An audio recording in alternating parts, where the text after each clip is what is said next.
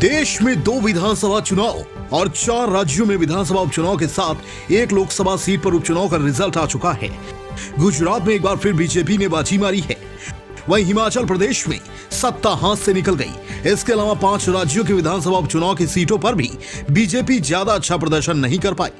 Result की अगर बात करें तो दिल्ली एमसीडी चुनाव में बीजेपी से 15 साल बाद एमसीडी की सत्ता छीन गई और आम आदमी पार्टी की झोली में चली गई। यानी गुजरात को छोड़कर हिमाचल, यूपी, छत्तीसगढ़, उड़ीसा और राजस्थान में बीजेपी का बंटाधार हो गया है। हालांकि बिहार में बीजेपी को 1 सीट का फायदा मिला है। गुजरात में बीजेपी ने 150 से अधिक सीटों पर जीत दर्ज की है। यहां कांग्रेस और आम आदमी पार्टी का कोई बड़ा प्रभाव नहीं दिख रहा है। जहां कांग्रेस के झोली में 16 सीटें आई हैं, वहीं आपके हाथ 5 सीटें आई हैं। यहां 1 सीट समाजवादी पार्टी और 3 सीटें निर्दलीय उम्मीदवार को मिली हैं। हिमाचल प्रदेश, अगर हम हिमाचल विधानसभा चुनाव की रिजल्ट की बात करें तो 68 सीटों में बीजेपी के हाथ केवल 25 सीटें आई हैं, जबकि कांग्रेस यहां 40 सीटें जीतकर सरकार बनाने के लिए तैयार है।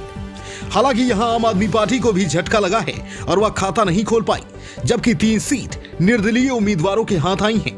5 राज्यों की विधानसभा उपचुनाव बिहार, उड़ीसा, राजस्थान, छत्तीसगढ़ और उत्तर प्रदेश में विधानसभा उपचुनाव का रिजल्ट की बात करें तो यहां बिहार में कुरहानी विधानसभा सीट पर बीजेपी को जीत हासिल हुई है।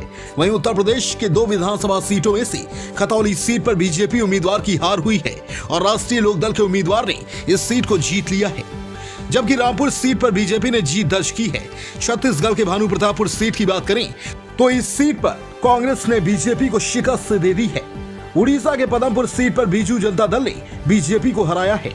और आखिर में राजस्थान के सरदार शहर सीट की बात करें तो यहां भी कांग्रेस ने बीजेपी को हराया है।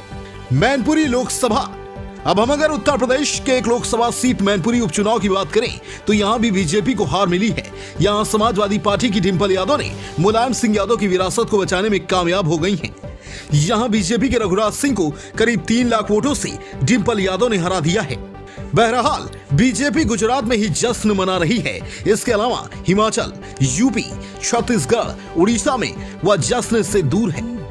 बिहार में जीत मिली है, लेकिन गुजरात के अलावा बीजेपी का अन्य राज्यों में बंटाधार ही दिख रहा है।